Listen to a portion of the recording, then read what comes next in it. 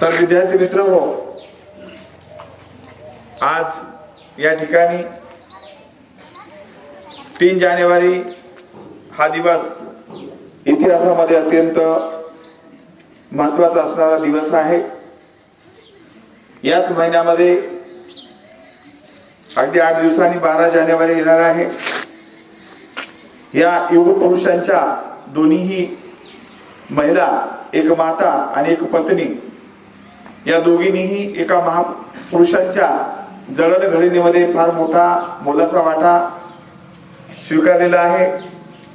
राष्ट्रमाता जिजाऊ आऊसाहेब यांनी शिवबा घडविले, तर सावित्रीबाई फुले यांनी महात्मा ज्योतिबा फुले घडवले। अशा पद्धतीच्या या 2 महिला याच महिन्यामध्ये त्यांचा जन्मदिवस आहे। आपण तो कार्यक्रम साजरा करतोय। या कार्यक्रमाचे ज्यांनी मुख्य असं पूजन केलेलं आहे असे सन्माननीय अध्यक्ष, कार्यक्रमाचे प्रमुख अतिथी श्रीमान सोनवणे साहेब, माझे सर्व सहकारी मित्र, विद्यार्थी बंधू आणि भगिनीनो, मी 1-2 मिनिटांमध्ये वेगळा असा विषय तुमच्या समोर मांडणार आहे जे तुम्हाला माहित नाही। कोमलने अतिशय सुंदर पद्धतीने आपल्या समोर सावित्रीबाईंचा इतिहास मांडलेला आहे। यशवंत मनोहर नावाचे फार मोठे लेखक आहेत मराठीचे। त्यांचं साहित्य इंग्रजीमध्ये, मराठीमध्ये आणि हिंदीमध्ये प्रसिद्ध आहे। त्यांनी यशवंत मनोहर यांनी जे पुस्तक लिहिलं, जो प्रबंध लिहिला, त्या प्रबंधाचं नाव आहे मी सावित्री। त्यामध्ये सावित्रीबाई फुले आणि महात्मा ज्योतिबा फुले यांचा संवाद या ग्रंथाच्या माध्यमातून यशवंत मनोहर यांनी मांडण्याचा प्रयत्न केलेला आहे। मित्रहो, ही गोष्ट आहे 18व्या शतकामधली, ज्या ठिकाणी नेवासे पाटलांच्या घरी सावित्रीबाईंचा जन्म झाला 3 जानेवारी 1831 मध्ये। योगायोगाची गोष्ट आहे, 100 वर्षांनी पुढे 3 गोलमेज परिषदा झाल्या, 1930, 1931 आणि 1932। 1831 ला सावित्रीबाईंचा जन्म झाला। 1931 मध्ये बाबासाहेब आंबेडकरांनी राऊंड कॉन्फरन्स अर्थात गोलमेज परिषदेमध्ये भारतामध्ये होणाऱ्या अन्याय अत्याचाराच्या विरोधामध्ये इंग्लंडमध्ये जाऊन ब्रिटिशांच्या समोर आपली व्यथा मांडली। हा योगायोग आहे।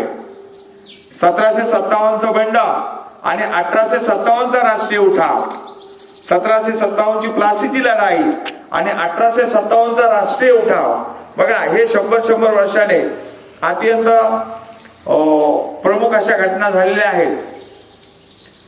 सावित्रीबाईंचा जन्म झाला आणि एक ऐतिहासिक पर्व उभा राहिलं। सावित्रीबाई हळूहळू वाढू लागल्या।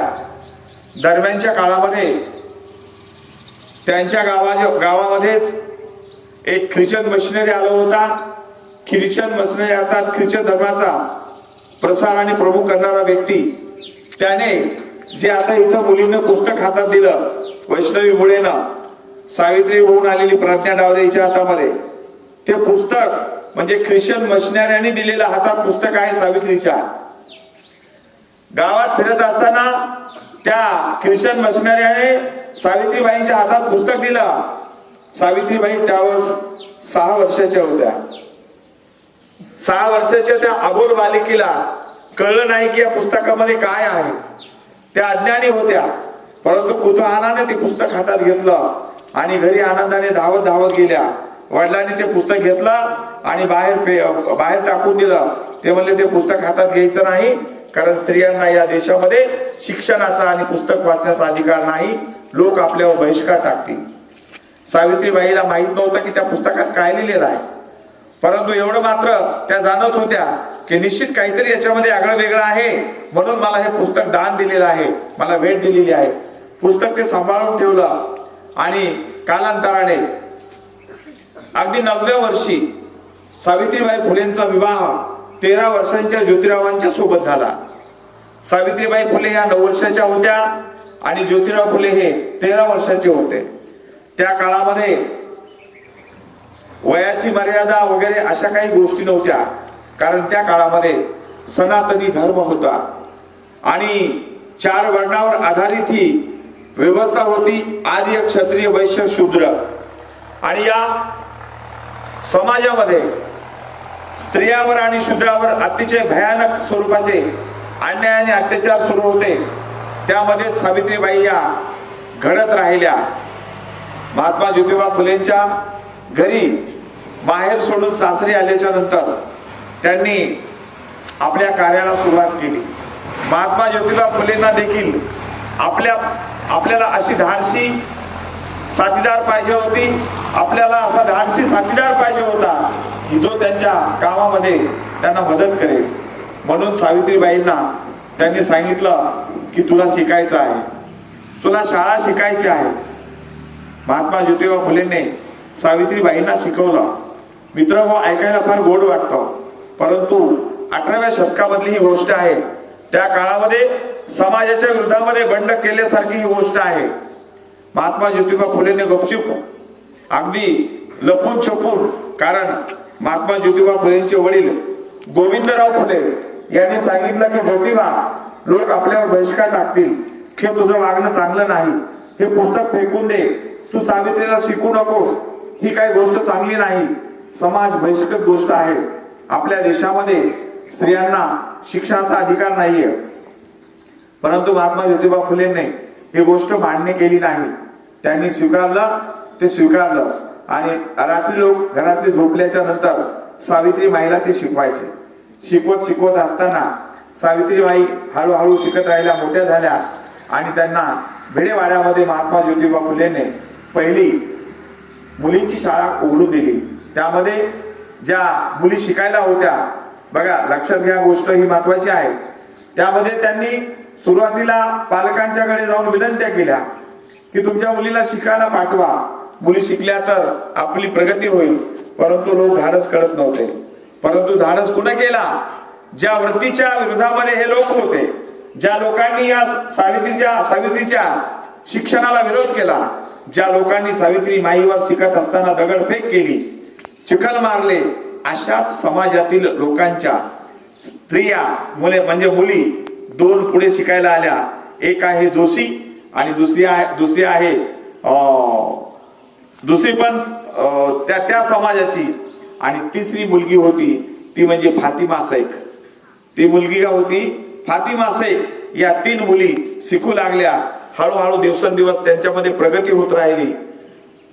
सावित्रीमाईवर चिखल फेकत असताना सावित्रीमाईंनी लोकांना सांगितलं की तुम्ही माझ्यावर चिखल फेक करा, तुम्ही मला दगड मारा, तुम्ही मला त्रास द्या, मला त्याचं काही वाटत नाही, कारण मी पत्कारलेली गोष्ट आहे. पण एक मात्र गोष्ट खरी आहे की मी माझ्या बहिणीला शिकवायला जात आहे. मला एक गोष्ट तळमळीने सांगावीशी वाटते. मला वाटत होतं की बाहेरच्या लोकांच्याकडनं मला त्रास होईल, बाहेरच्या देशातले इंग्रज या देशामध्ये आहेत त्यांच्याकडनं त्रास होईल. परंतु मित्रांनो, एक लक्षात घ्या, ही गोष्ट निश्चित आहे ही सावित्रीबाईच्या मुखातून यशवंत मनोहर या व्यक्तीने, लेखकाने व्यक्त केलेली आहे. त्यांचं म्हणणं होतं की चांगली गोष्ट करत असताना आपल्याला बाहेरच्या लोकांपेक्षा आपल्या जवळचेच लोक फार त्रास देतात. फार महत्वाची गोष्ट आहे आणि ही अगदी उल्लेखनीय बाब आहे. उल्लेखनीय बाब आहे, लक्षात घेतलं पाहिजे. एखादा माणूस पुढे काम करत असेल तर त्याचे पाय खेचण्याची प्रवृत्ती भारतीय समाजामध्ये त्या काळापासून आजही आहे. एखादा व्यक्ती पुढे झाला, सोशल मीडियाच्या माध्यमातून वेगवेगळ्या पद्धतीचे टॉन्ट्स त्याला कमेंट्स केल्या जातात, फेसबुकच्या माध्यमातून त्याला कमेंट्स केल्या जातात, इंस्टाग्रामच्या माध्यमातून त्याला कमेंट्स केल्या जातात. मग कुठल्याही समाजाचा असो, कुठल्याही धर्माचा असो, कुठल्याही जातीचा असो, चांगलं काम करणाऱ्या माणसाला हा समाज मागे खेचण्याचं काम करतो. म्हणून सावित्रीबाई फुले आणि महात्मा ज्योतिबा फुले आपल्या घेतलेल्या वशाला विसरले नाहीत. दिवसेंदिवस पुढे जात राहिले आणि त्याच प्रतीक म्हणून आज या चिमुकल्या मुली आपल्या समोर शिक्षणासाठी बसलेल्या आहेत, या सावित्रीच्या लेखी दिवसेंदिवस घडत आहेत. अशा पद्धतीची ही अतिशय अभिमानाची आणि कौतुकस्पद बाब आहे. सावित्रीबाई फुलेंची जयंती आपण साजरी केली, त्या मागचं कारणच आहे की त्या सावित्रीबाई फुलेमुळे आपण या महिलांना, या सर्व समाजातील महिलांना, त्या जात धर्म कोणत्याही असो, त्या काळामध्ये कोणत्या जातीच्या स्त्रीला शिक्षणाचा अधिकार नव्हता. कोणत्या जातीच्या स्त्रीला, सर्व स्त्रियांना शूद्र आणि स्त्री हे एकाच नाण्याच्या दोन बाजू हे सनातनी धर्मवाले लोक समजायचे. आणि त्या काळामध्ये त्या विरोधामध्ये बंड करणं म्हणजे साधी गोष्ट नव्हती. आणि म्हणून लक्षात घ्या, एक गोष्ट लक्षात घेण्यासारखी आहे. सावित्रीबाई फुलेला मुलगा नव्हता आणि एका विधवा स्त्री, एका विधवेचा मुलगा, एक विधवा ती कोण होती? ज्या लोकांनी सावित्रीबाई फुलेला त्रास दिला त्या समाजाची, त्या ब्राह्मण समाजाची जी महिला होती, जी विधवा होती, त्या विधवेचा मुलगा सावित्रीबाई फुलेंनी दत्तक घेतला आणि त्याचं नाव यशवंत ठेवलं. काय ठेवलं? यशवंत ठेवलं. दिवसांदिवस त्या यशवंताला सावित्रीबाई फुलेने वाढवलं आणि आपला पूर्ण त्याग या समाजासाठी घाण केला. म्हणून या ठिकाणी सावित्रीबाई फुलेला आपण पुनश्च एकदा अभिवादन करूया आणि त्रिवार अभिवादन करून मी माझे 2 शब्द संबोधतो. धन्यवाद. जय हिंद, जय महाराष्ट्र. थँक्यू.